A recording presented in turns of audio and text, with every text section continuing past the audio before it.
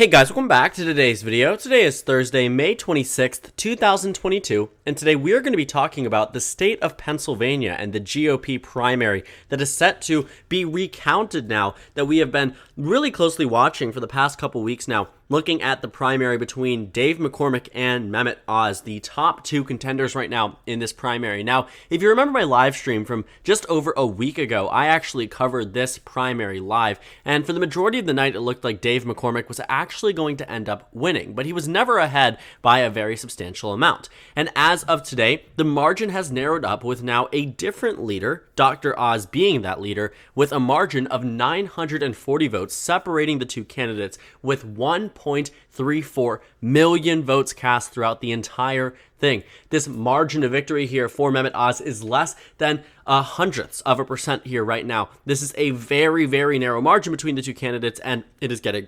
exceptionally close. And now that we're headed to a runoff recount, now that we're headed to a recount across the state of Pennsylvania, the numbers could actually change. But the interesting thing about this is that it isn't just a recount that could change the outcome of this election. Not only is there going to be a recount, as I mentioned many times in this video, but also because Dave McCormick is now suing to have undated mail-in ballots counted in the Senate race against Dr. Oz. Now, the reason why Dave McCormick is doing this is, number one, because he is behind. But number two, he realizes that this is his best shot at actually winning the race. 2 years ago, the Pennsylvania Supreme Court ruled that you cannot count undated ballots because they were not accurately, written down with handwriting as they were intended by Pennsylvania law. However, last year there was a race that headed to a recount as well, in which there was an argument made by 5 plaintiffs saying that you had to be able to count these ballots, that you needed to count undated mail-in ballots because at the end of the day, they submitted the ballots on time, they were able to do everything correctly, the only thing they forgot was the date on the front of the ballot. So that Third Circuit Court ruled that yes, you actually can count mail-in ballots because they have no impact on a vote's credibility. So with two conflicting decisions here from the Pennsylvania Supreme Court and then the Third Circuit Court, you find yourself in a tricky position where, hey, Dave McCormick has partially one leg to stand on, but not the other, because it looks like the state of Pennsylvania, even itself, is conflicted as to whether or not mail ballots can be counted.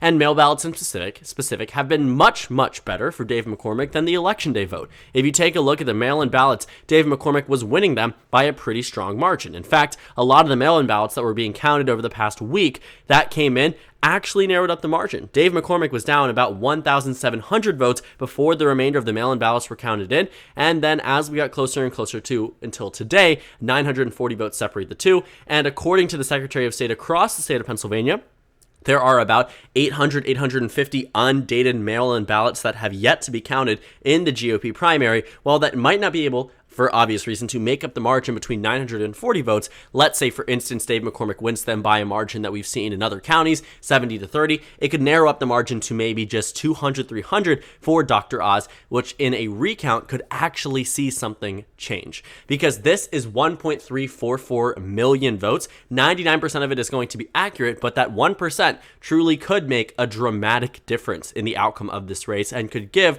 Dave McCormick the victory over Dr. Oz, which would just make this a lot more messier than it otherwise already is. But this Pennsylvania Republican primary is far from over. What we see so far in terms of the timeline for this recount is that these counties have until June 7th to finish and finalize their data, and the numbers will be released by the Pennsylvania Secretary of State on June 8th. It's very much so that this could prolong for a very significant period of time, and the recount doesn't actually start today. The recount begins June 1st. So they have 1 to 7, June 1st through the 7th to count all of these ballots. So far, it's taken them maybe 3 to 4 days in total counting time. They obviously had to wait for some of these ballots to be counted. They had to count all of the mail-in ballots on a singular day. So it took a lot longer to get these results. I don't expect the recount to take entirely until June 7th. But if there is this holdup, if a court does rule, for instance, that there needs to be a holding on the ballots until they can make a decision, then it might actually prolong it further than June 7th, and that could become a very real reality. You could also reach a point where the court announces that, hey, proceed with the recount. However, if we do release a court decision maybe in mid-June that says, hold on, you need to count these undated ballots, you might actually find a different winner in the race, and then another recount ensues because of a narrowed up further margin. So it could be very interesting to see what happens in the state of Pennsylvania, and could also really screw over the GOP on terms of electability and in terms of candidate quality and candidate clarity even for this upcoming election cycle. So where do we see this happening? Besides Pennsylvania, what do we actually see in terms of outside players where can't speak for a second. While the Pennsylvania Republican Party isn't super happy with the way that this is really being approached, if you take a look at the stances that the Pennsylvania Republican Party has taken on this, the chairwoman of the National Republican Committee, the RNC, says that Pennsylvania law is clear. Undated absentee ballots may not be counted. Changing the rules while votes are being counted undermines the integrity of our elections and sets a terrible precedent for future elections. Essentially, the GOP has announced that they are against Dave McCormick's bid here to have these undated mail ballots counted for obvious reason. They say the law is clear. The Pennsylvania Supreme Court has made a decision. We should abide by that. McCormick says, I'm a Republican. I understand that, and I agree with you on one front, but I also think that because we've seen another decision made by the Pennsylvania courts, that this is something to bring to the Commonwealth Court and say, hey, make a decision here. Make a decision as to what's going to happen, because it could change the outcome of an election. And being so close to becoming a United States Senator in this race, because whoever wins the nomination will still be in a competitive position for 2022 and could very well be the favorite depending on who wins it. I think McCormick's more electable than Oz, but again, not the point for right now. What you find is that you have a personal investment to go to court. McCormick's not going to give this up easily because he is so dang close. Look at the margin here. I mean, had this been a difference between Kathy Barnett and Dave McCormick, McCormick would be able to, or Kathy Barnett would not go out there and try to at least fight for this as hard as McCormick is doing. But because Oz is ahead of McCormick by less than 0.01%, it makes it that much more worthy to fight for. Because it's possible that the outcome of this election does change.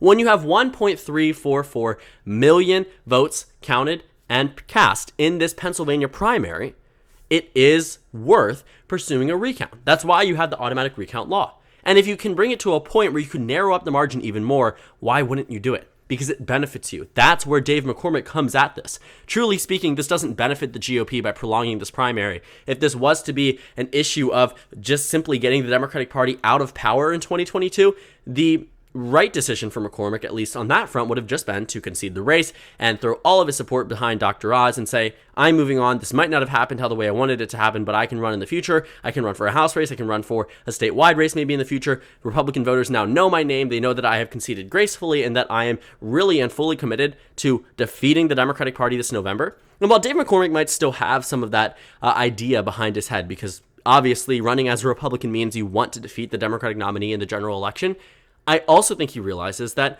he probably could benefit more, potentially speaking, should he pursue this. It's a risky game for Dave McCormick. Right now, I would like to be Dr. Oz instead of McCormick. I think that there isn't enough of the vote to be made up for McCormick to overcome Oz.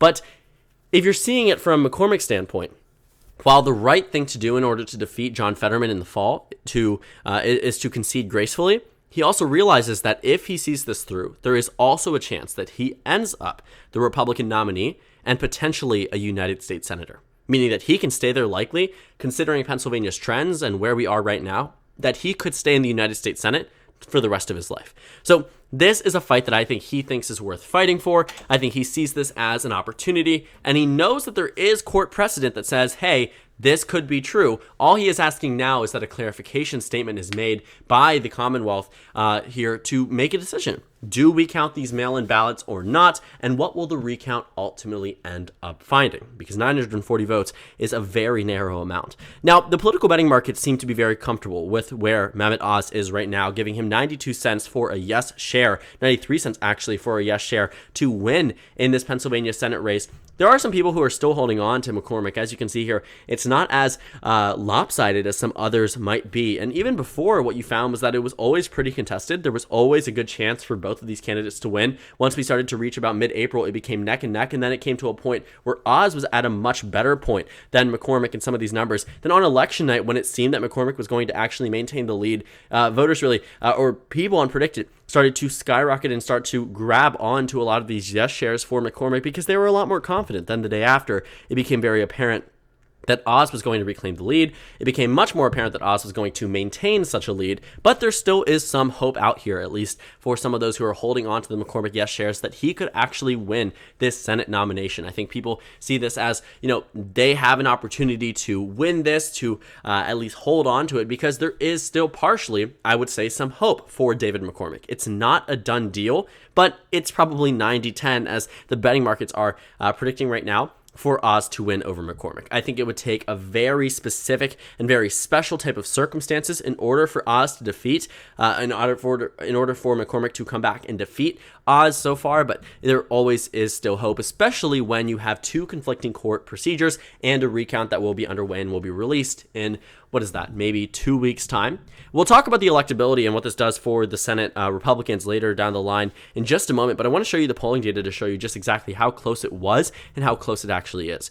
0.1% according to these final results here. Obviously, we know it's less than that. They just don't move beyond the 10th place here. But 0.1% when the numbers had said it would be a 2.6% margin for Oz over Kathy Barnett. Barnett actually did exactly how the polls had predicted, but McCormick did significantly better. Oz did slightly better. And what we were finding is that the race is nearly as close as it was expected to be. There were some numbers that showed that McCormick was actually going to do worse than he ultimately ended up doing. Even a very bad poll from Susquehanna that said McCormick was going to be at 11%. Oz was going to be at 28%. They were right about Oz. They were completely off the mark with McCormick here. Could be maybe some type of mail-in ballot favoring Election Day respondents, whatever it might be. I don't know exactly what went on with some of these polls, but they were wrong in terms of predicting a McCormick victory or McCormick second place margin here, but ultimately the numbers did say that it was going to be close. Now, when it comes down to the general election, I would caution the Pennsylvania Republican Party based off of what we've seen so far, because of the fact that this nomination is going to be prolonged. You have Donald Trump urging Dr. Oz to declare victory, but he cannot do that yet. And should he do it and end up being wrong, you could find questions and concerns about illegitimacy in the election. In fact, you are already seeing them across the state of Pennsylvania. You have Dr. Oz, being the Trump-endorsed candidate, receiving the backing of a lot of these Trump officials and those who were close to Trump during his administration, saying that, isn't it weird that they're finding these mail-in ballots? Or isn't this something to be said about, election integrity, that this election is being potentially stolen from Dr. Oz? A lot of the rhetoric that was utilized during the 2020 presidential election is now being brought back in a Republican primary held by and for the Republican Party, that now you could start to see some distrust potentially in Oz's victory or potentially even in McCormick's victory. Voters are not going to be happy on the Republican side with this outcome, especially since they already came into this election with the preconceived notion that elections have been stolen, elections have been rigged, and now that they see it declared going to a recount and to such a close margin between the two, with still weeks to go until this recount is officially certified, these claims are going to be risen. And it also doesn't help now that we are moving on further and further with the Democrats already having a nominee. John Fetterman obliterated Conor Lamb in that Democratic primary there and is now the nominee for the Democratic Party this November, which means he gets all of this time to campaign entirely on his own. He gets to go out there and campaign alongside Josh Shapiro and really focus on the general election.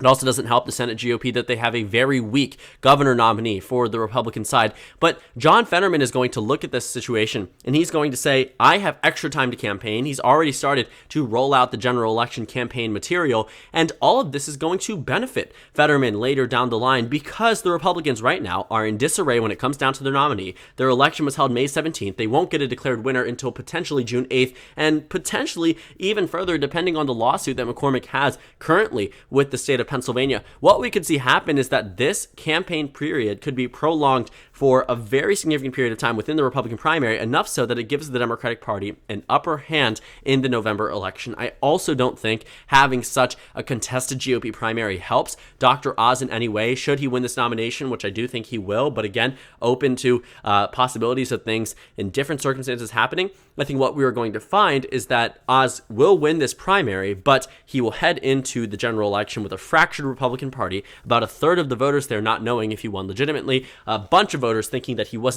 shouldn't have been able to run in the first place, not being a Pennsylvania resident entirely, owning a home here, but not having any real stake in the game when it comes down to Pennsylvania. People will view him as a carpetbagger. Ultimately, people are not going to be happy with Oz.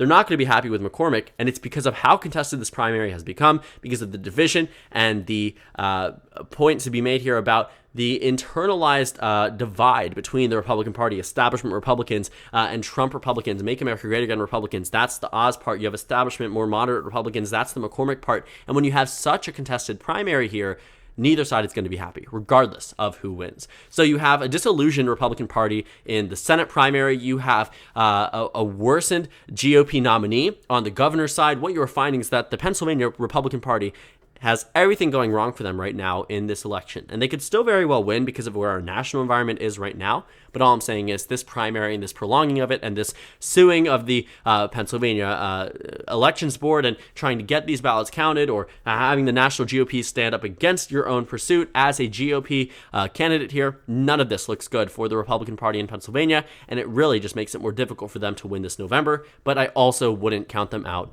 just yet. So thank you guys so much for watching this video. Make sure to comment down suggestions below. Subscribe on the left if you haven't already, and check out the Instagram and Twitter. At the bottom left of the screen, there's also a Discord server for you to go ahead and join. On the screen, there's a video you can watch, and then a playlist for my 2022 Senate election analysis videos. Again, thank you guys so much for watching, and I will see you all later today.